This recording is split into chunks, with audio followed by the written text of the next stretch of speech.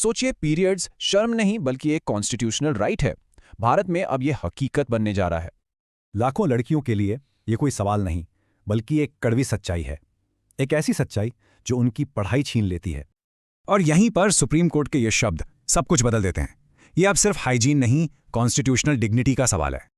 तो ये सब शुरू कैसे हुआ? इसकी जड़ें हैं 2022 के एक केस में, Jaya Thakur versus union of India.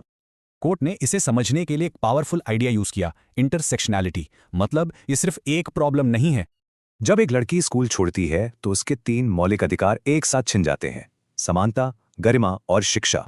Court ने समझा कि शिक्षा का मल्टीप्लायर इफेक्ट होता है। एक लड़की की पढ़ाई पूरे देश की तरक्की से जुड़ी है। तो कोर्ट का आदेश सिर्फ एक सुझाव नहीं है, ये एक कॉन्स्टिट्यूशनल मैंडेट है और ये 3 पिलर्स पर टिका है।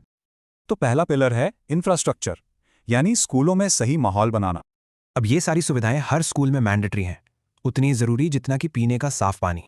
लेकिन सिर्फ इंफ्रास्ट्रक्चर काफी नहीं है ना, इसीलिए आता है दूसरा पिलर, अकाउंटेबिलिटी। ये एक नॉन नेगोशिएबल कंप्लायंस मॉडल है। अब स्टेट्स और प्राइवेट स्कूल्स सबको जवाब देना होगा। और अब आता है तीसरा और शायद सबसे जरूरी पिलर, ये सोच बदलने के बारे में है। कोर्ट का ऑर्डर है हर स्कूल में जेंडर सेंसिटाइजेशन प्रोग्राम हो। लड़कों को भी सिखाया जाए कि पीरियड्स एक नेचुरल प्रोसेस है। कोर्ट के शब्दों में स्टिग्मा मैन्युफैक्चर्ड है, मतलब जिसे बनाया गया है उसे शिक्षा से मिटाया भी जा सकता है। तो ये पूरा शिफ्ट क्या है? हम एक वेलफेयर मॉडल से एक राइट्स बेस्ड मॉडल की तरफ जा रहे हैं।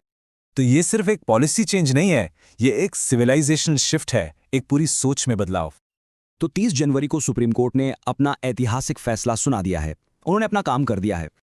कानून तो बदल गया है, पर अब सवाल हम पर है, क्या हम बदलेंगे? If you want any new topic, comment below and LLB student अड्डा चैनल को सब्सक्राइब करें।